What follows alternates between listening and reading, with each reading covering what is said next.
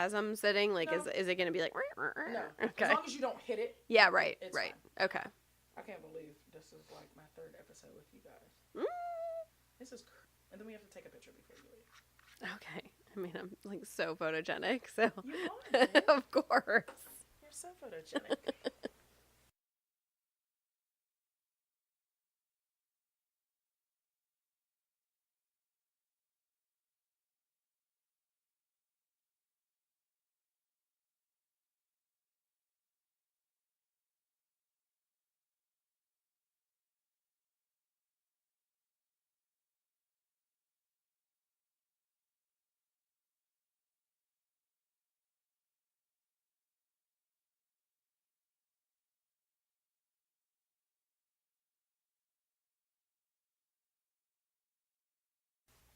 Good people, what is up?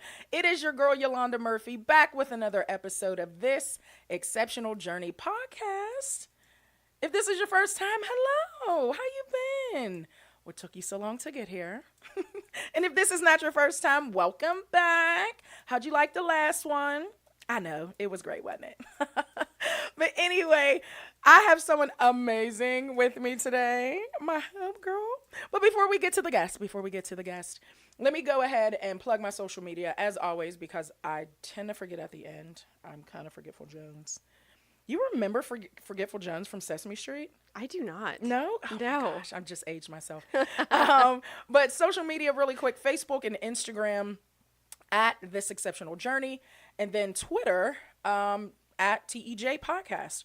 Hit me up. Also, hashtag me, TEJ Podcast, if you have any questions, comments, or suggestions. Cool? Let's get right into it. Probably as you can tell from the title, I have an amazing woman with me today. Her name is Erin. Right, your name is Erin, right? It is. It is. We have this running joke. Now, I'll tell you a little bit. Erin is also a part of the auspicious Young Adult Cancer Support Group here out of the Cancer Caring Center in Pittsburgh, PA. She is one of my close friends again, as you probably heard me talk about a few others. And literally, I mean, chemo brain is real. And literally every event that we go to, I have to say to her, now, who is that again? It's Jen, right? No, it's who not. was it? No, I called Veronica. What did I call Veronica? Stephanie? Like Rebecca or something? It was ridiculous. Either way it went. unrelated. I mean, I know, and here's the crazy thing. I know these people. Like, it's not that I don't know these people, but names just, they don't stick with me well. So Erin is my go-to every time, and I pull her to the side like, who is this again? What's their name? But welcome, Erin. Thank you for coming on. Thank you for having me. So, again, something that joins us, as you already know, is cancer. But I'm so grateful. I mean, as I've spoken about previously, so grateful that we met each other. Absolutely. And the group has been great. So I want to dive right in so you guys can get to know her story. So tell me, what's your story? Diagnosis, treatments, all of those things. My story, luckily, goes back 11 years. Yes. So November 1st, 2007, I was diagnosed with triple negative breast cancer. I didn't know that. Yes. I didn't know. I mean, I knew you had breast cancer. I didn't know it was triple negative, though. It was. What? Yeah. Okay. And then I come to find out after the blood work that I was BRCA2 positive. So in addition to dealing with a breast cancer diagnosis, they tell me that, it doesn't end there because for the rest of your life, you're now connected to ovarian cancer and other reproductive cancers. And then later on, I come to find out that it also increases your chances of melanoma. Really? So, yeah, that was a more recent finding, is that they Wow. are finding some correlations between the BRCA2 gene and melanoma. Really? So, How granted, interesting. since my cancer treatment, I am the whitest of white people, and I am terrified of the sun.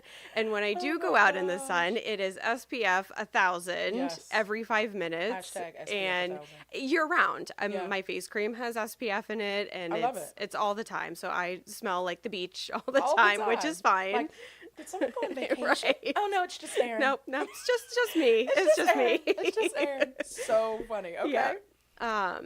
So my diagnosis, I have to say, was a total shock. And it wasn't just a total shock because I was 24, but because And I kid you not, the surgeon during my biopsy removed it and then told both myself and my parents in the like recovery room that it was nothing and that it was a fibroid, and she could tell us Are you with kidding me? 100% certainty that I could go home and enjoy things and go back in 2 weeks for follow-up just for like the incision marks. Yeah, and that was October 29th. What? Yes. And then on October 31st, when I was at my apartment enjoying Halloween, I got a call from my mother who told me that the surgeon had called the house for whatever reason and she wanted to see me the very next day. And I think at that point I knew because I already had something scheduled for 2 weeks. So it was, So what does she need to see me for? Right. And, you know, my mom kept saying, oh, she just wants to check on things, whatever. So I played along. Right. And, you know, next day I'm sitting there and she comes over to me with tears in her eyes and says, I hate to have to tell you this. Well, I hate to have to hear it. Hello. So, and I was angry that she was so upset because I felt like she didn't have a right to feel that way. You told me I could go home and be fine. Like, really? You said with 100% certainty that it was nothing. Wow. And now you're sitting here telling me that I have breast cancer. Wow. Yeah. What? So, yeah. So what happened after that? Like, did you have to have any other surgeries? Or? I did. So I immediately switched doctors. Hello. that was the first thing I did. That all happened in one health system, and I switched over to UPMC, and that's where I've been since. And I had 6 months of chemo. It had spread. It spread into the lymph nodes. Really? Yeah. So when she did the biopsy, there was no clean margins, so it was continuing to spread from that time period. So I had 6 months of chemo, then I had a lumpectomy with the lymph node dissection, and then I had 6 weeks of radiation after that as well. And then I felt good for a number of years. And with the BRCA diagnosis, I'm considered high risk, so it's constant mammograms and MRIs and being poked and prodded all the time. Yeah. So finally, I got to the point where I said, just take them off. And so I think 4 years ago, I had the bilateral mastectomy. Yes. Wow. And reconstruction, and now here we sit. Wonderful. Yeah. I didn't know some of that. It's so crazy. Yeah. We're going to come back to that bilateral in a minute. And then, so you have BRCA2, you said, right? Yes. Mutation. Okay. I didn't know that either. Wow. Okay. So let's start here. Was there any family history that you had? Yes. So my mother is a breast cancer survivor. Oh, shut up. Yes. Okay. She was 43 when she was diagnosed. And my great aunt also had breast cancer. Okay. And does your mom know if she carries any mutation? She does not. Really? She opted out of getting testing. Both of my sisters did.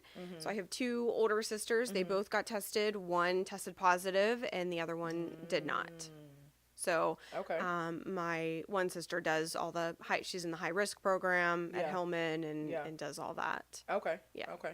And for those of you that don't know, that aren't from Pittsburgh, Hillman is an amazing cancer center here in the city of Pittsburgh through the UPMC, or University of Pittsburgh Medical Center, where I had my treatments. Hey, Dr. Marks, how are you? And how long ago was your mom diagnosed? Like, what is her survivorship at this point? 26 years. Oh, so it's been a while. Yeah. Okay, that's good. Yeah. That's good. I mean, you see that hope, you know what I mean? Oh, absolutely. For sure. I mean, you're already 11 in, so that's amazing. Absolutely. Okay. And then your sisters, they're good. Yep. Nothing. Both good. Okay.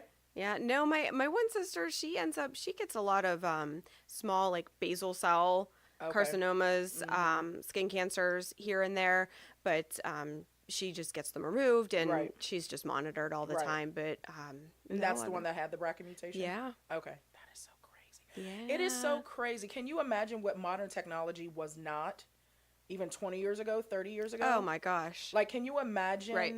I mean, I can't speak to, when the BRCA and all of that testing, of course, was like made available to everyone. I mean, anything that first comes out, they always, treat the special people first. Right. But when it's made available to everyone, I can't even imagine not being able to know that, because that opens up such a world of, I mean, how many celebrities do we know?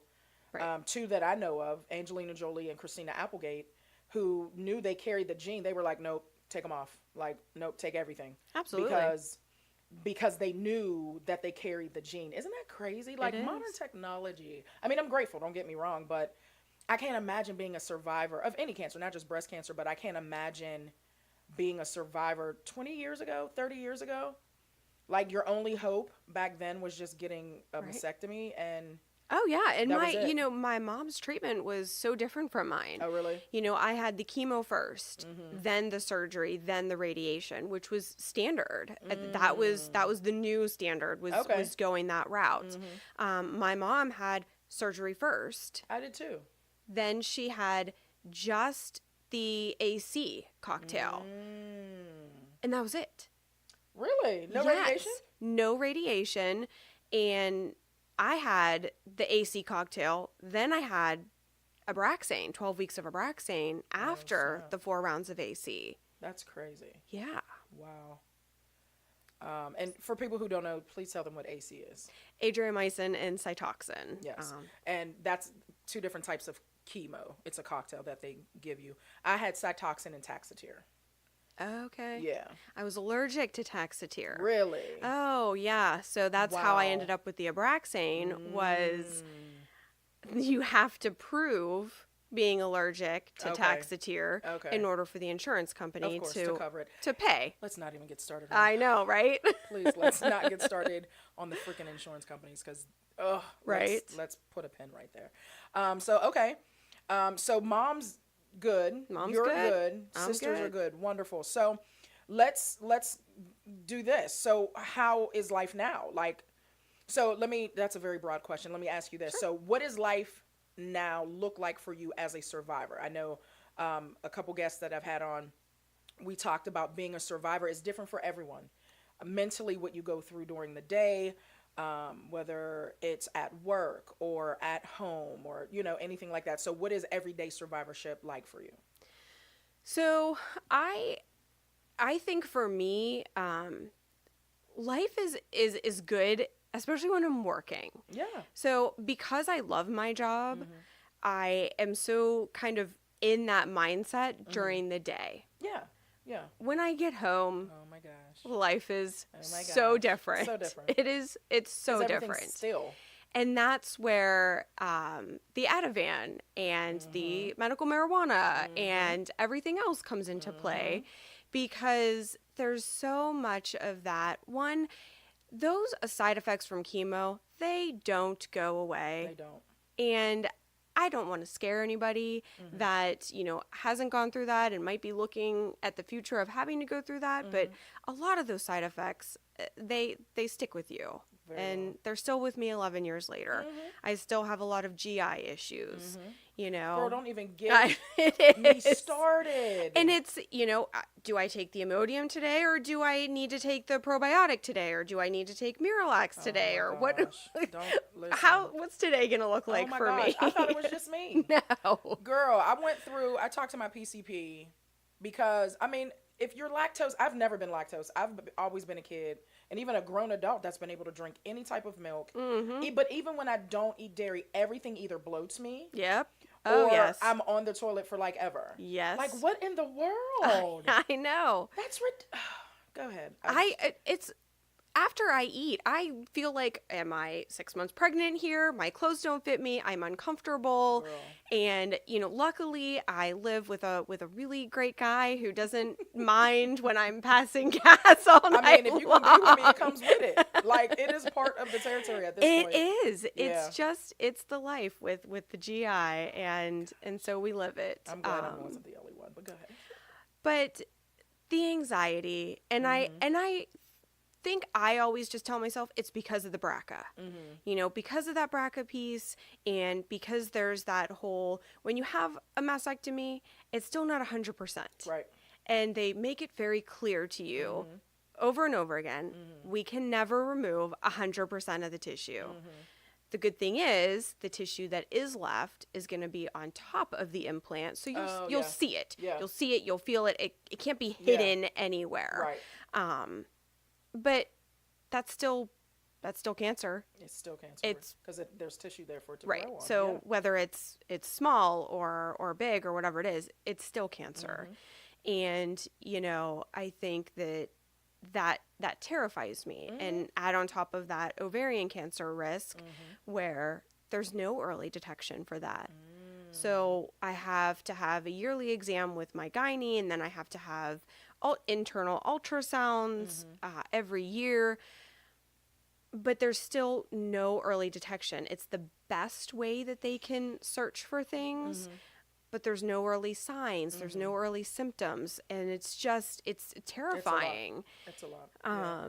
And, you know, the doctors all recommend, well, you got to have it all out. Well, okay. Oh, my gosh. But my doctor asked me that one more time.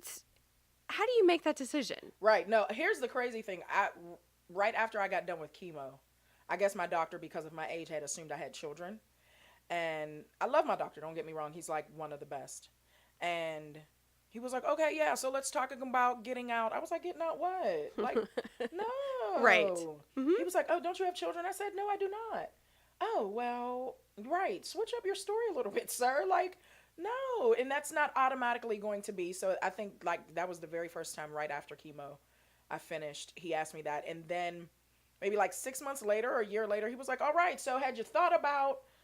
No, I didn't. Right. No, I did not. No. And I don't want to talk about it right now.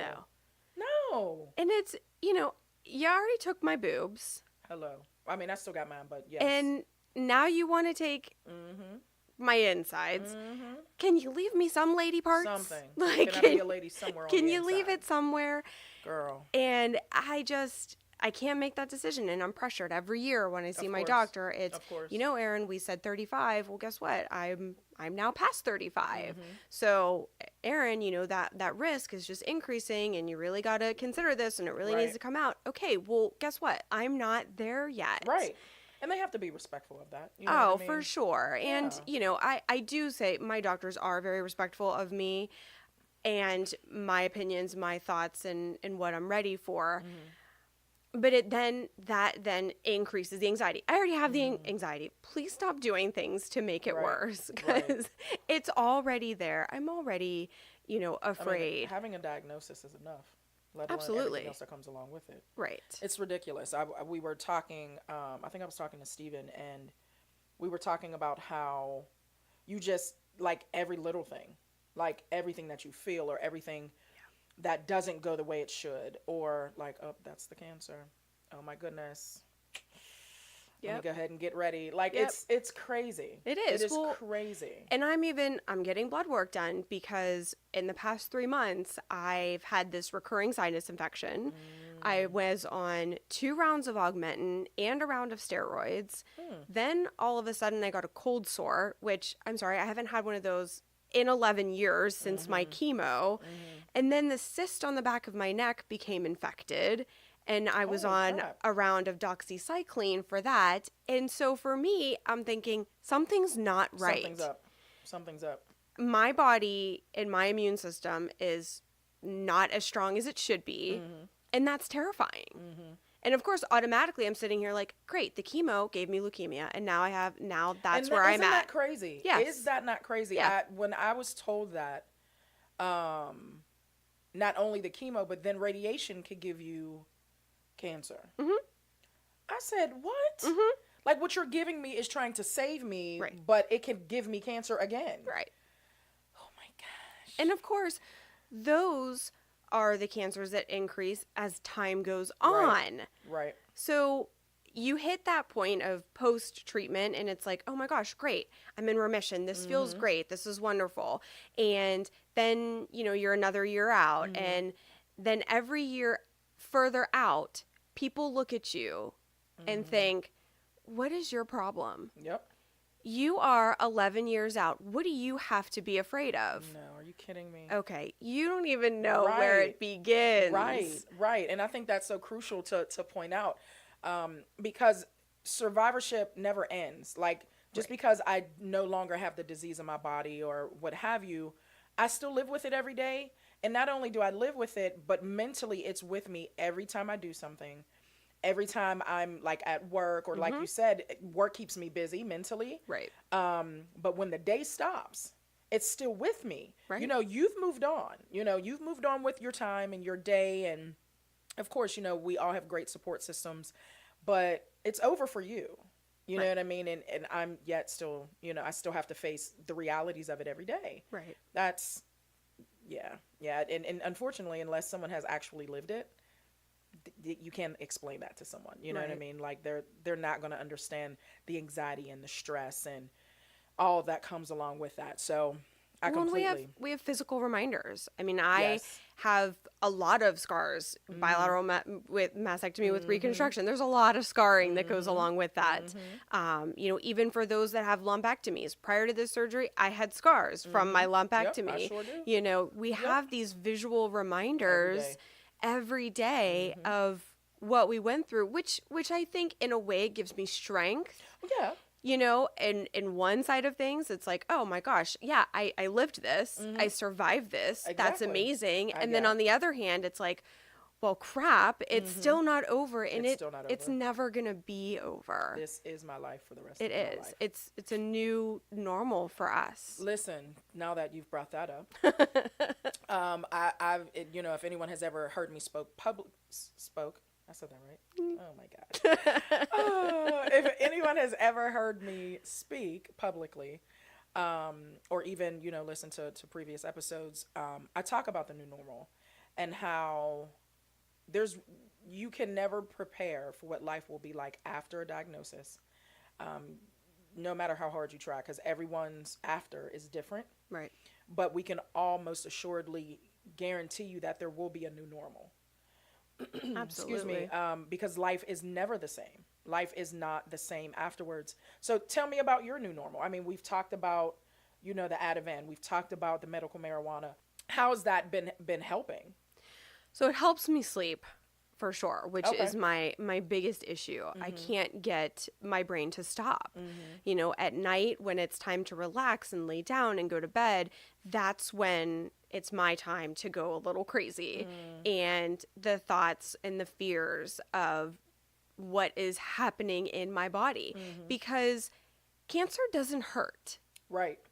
And, you know, that was something that really hit me upon diagnosis was I didn't feel any different. None. I felt great. I just had a lump in my breast. But other than that, I was healthy and I felt good. The treatments, on the other hand, don't make you feel so good. No. And you feel awful. Awful. But then living the rest of your life, I sit here and I think, well, I feel good, but that doesn't mean that something isn't happening inside. You know, we never know what is going on. And while I don't want to live my life in fear 24/7, it's still there. And it's still something that, you know, I struggle with and I struggle to cope with and deal with and find what works for me. And right now what works for me is, you know, taking an Ativan or medical marijuana. It helps to calm those crazy thoughts. It helps me to be at peace, get some sleep, and be able to get up and do it the next day. Exactly. It's so crazy how, you know, now that we're talking about the medical marijuana, because we have a couple people in our support group. Yeah, absolutely. Whose sentiments are exactly the same. That, yeah, it does help, because we have a couple people in our group that are stage 4. And, you know, it definitely helps with like side effects and like nausea and of course all of that stuff. But it helps with the maintaining of your emotional levels at some point. And, I'm not going to name any names, but we recently had a very great time at an event. Yes. And medical marijuana was on the menu. Yes, it was. And I don't have medical marijuana. It's so funny. Some of my friends, when I was very first diagnosed, asked me, "So, did your doctor give you a prescription?" I was like, I didn't even ask for one. I didn't even think, because here I am just trying to live. Like, right, exactly. I'm not even thinking about it. And they were Exactly. like, "You should probably ask your doctor." I was like, get out of here. Like, are you kidding me? Right. But I mean, I can completely attest to the fact that, I mean, I've never really been a weed smoker. Like we were talking, we both used to smoke cigarettes back in the day. Yes. And that was my extent. Like I would like smoke weed maybe in high school once or twice, or I think in college maybe once or twice, but I'm not really like, it's not my forte. You know what I mean? I could do without it, but I can definitely attest to the fact the few times that I have had it, that it definitely hits you like right in that system that lulls you. You know what I mean? That allows you to be calm. Sometimes too calm. Right. Sometimes too calm. Okay. We or have you all get the been giggles. there. Let's not talk about it, Maria. We're not going to bring up any instances. But so how do you? I mean, because that's a hot topic right now. What do you think about medical marijuana? Like it's helping you apparently. Absolutely. I think it is so important, and I think it's so important for people to really understand the true benefits of it. It's not about getting high. I mean, granted, is that nice? Absolutely. But you don't always have to get high to reap the benefits of medical marijuana. You know, there are certainly the lower THC, higher CBD, where you're not going to have that full head high, but you're going to get the benefits from it, even the anxiety. And, you know, I still have neuropathy in my feet from the chemo. Thank you, chemo, for that one. Right. So pins and needles 24/7 in my feet. Not when I'm smoking weed. Right. Hello. It's gone. Yeah. It is amazing. Yeah, I love it. And, you know, my mom, while she's, you know, 20 some years cancer free, she has MS. And so we recently got her a medical marijuana card, and it shows success for her in her, you know, ability to get up and walk. Yeah. And move around, and her joints and her muscles and her body. It's amazing. Wonderful. It really does have so many healing qualities from mind, body, spirit, everything. Yeah. And it's just such a blessing that, you know, we're able to have it. Able to have it. Absolutely. I think that's critical, because a lot of people think, and just like you said, I think education is key. Yes. Because a lot of people are like, I mean, you're just getting high. Oh my gosh, you're just smoking weed. But the benefits of it, just like you said, there's varying levels of, you know, what you can have, or even the form that you can have it in. Right. So it's not just about, you know, toking a blunt, you know what I mean? Right. Like that's not it. I mean, some people do, but for sure. No, that's definitely not the case with everyone. And then, like you said, it has so many qualities about it. Now, this is not a commercial for weed, y'all. It's not. This is not me pushing medical marijuana. But what I am saying is, I know people like an Erin who have benefited from being able to have access to medical marijuana because of what we've gone through and what we've dealt with, and continue to deal with. It's not just people trying to get high to, you know, not think about their worries or troubles. It is actually people who are physically, I mean, emotionally, yes, as well, but physically benefiting from the drug, or, you know, the substance. Well, and I just learned to look for, you know, specific, I think it's the CBG, look for that percentage, because that helps with gut health. Oh, shut up. So, yeah. Hey, girl, and so it's, you know, that's something that I learned. You know, I've learned so much from this whole process of getting the medical marijuana and talking with the people at the dispensaries and everything. And they're so knowledgeable, and they know what you should be taking, what strains should you be using, what, you know, different, the CBG and the THC and the CBD and all that kind of stuff, about what's going to help your needs. It's so individualized. It really is. Good. And Remind that's me so to ask helpful. you something. I'm sorry about that whole process when we're done. So yes, it's so helpful, and Absolutely. that's good. It's great that they're educated when you go, so they know exactly what you need and point you in the right direction. So that's good. That's good.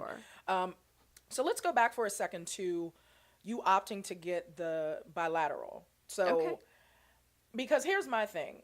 Because as I've spoken about before, I still have my own breast, and my surgeon, who was also amazing out of UPMC, she said to me from the beginning, she was like, because of the size of your tumor, she said, I have confidence that I can get clear margins. You know what I mean? So, and because, I mean, if you're watching or if you're listening, my breasts are huge.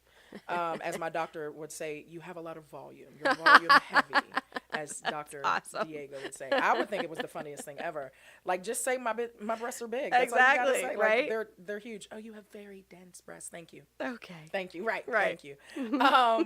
But so she said, because, there'll be different sizes, but because you have so much volume, you won't be able to tell. You know what I mean? Ah, okay. So, excuse me. So she was like, I feel like we can get clear margins. She said, now back in the day, before everything that we're able to get and do nowadays, it just would have been like mastectomy. That's it. Just cut it off and be done. She said, but we have so many options now. She said, but it's up to you. Yeah. If you want to do it, you don't carry the gene at this point, we knew I didn't carry any genes. So she was like, it's up to you. Like, what do you want to do? I said, oh, we'll just take out what you need to take and we'll keep it moving. But I mean, as we've already spoken, always in the back of my mind is reoccurrence. Absolutely. Always in the back of my mind.